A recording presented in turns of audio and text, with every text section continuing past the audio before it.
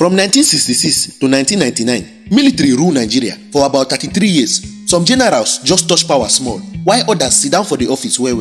Now, make we arrange them properly from who stay shortest to who stay longest. Number 1 na General Ironsi. Time in power na January 1966 to July 1966. For about 6 months, Ironsi na the first military head of state for Nigeria. Him enter power after the January 15, 1966 coup. Him biggest mistake na Decree 34 wey try to remove federal systems. That decision vexed plenty people, especially for North, and it led to the July 1966 counter coup wey dem kpai am. Na one of the 2 shortest military rule for Nigerian history. Number 2 na General Murtala Mohammed. Time in power na July 1975 to February 1976. About 6 months, Murtala na dey call am the People's General. He act fast, push civil service, fight corruption, return Nigeria to active foreign policy. But him rule short because Dimka bin kpai am during a failed coup for 1976. Number 3 na General Abdulsalami Abubakar.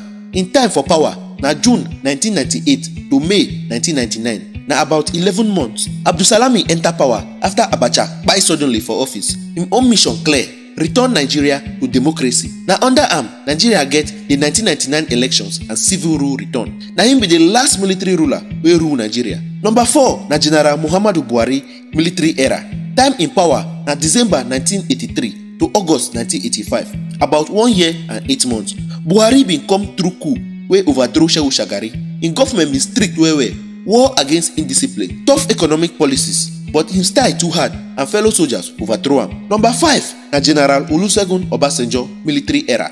Time in power na February 1976 to October 1979. About 3 years and 8 months. Obasanjo take over after Murtala bin kpai.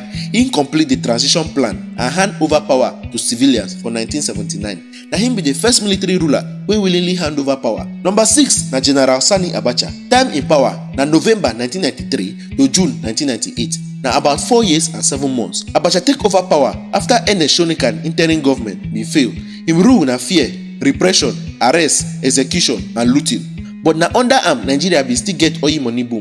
Him death for 1998 bin end one of the darkest eras for Nigerian history. Number 7 na General Ibrahim Babangida IBB. Time in power na August 1985 to August 1993. About 8 years. IBB na the first military president wey introduce SAP, restructure economy and promise democracy. But the June 12, 1993 election wey he annul after Abiola bin win bin scatter everything wey he don plan. Him later step aside without proper handover, come put Ernest Shonikan as an interim president. Number 8, the last but not least, na General Yakubu Gowon. Time in power na August 1966 to July 1975. About 9 years na the longest military president wey don serve Nigeria. Gowon bin take over power after the counter coup. He lead Nigeria through the civil war 1967 to 1970. After the war, him slogan na no victor, no vanquish. E mean say nobody really win this war since everybody wey dey kpai na from the same Nigeria. But as oil money enter, corruption and slow transition come vex soldiers and dem overthrow am for 1975. Dis na all the military presidents wey don rule Nigeria and their years of service. Abeg like, share and subscribe. If not, you go collect.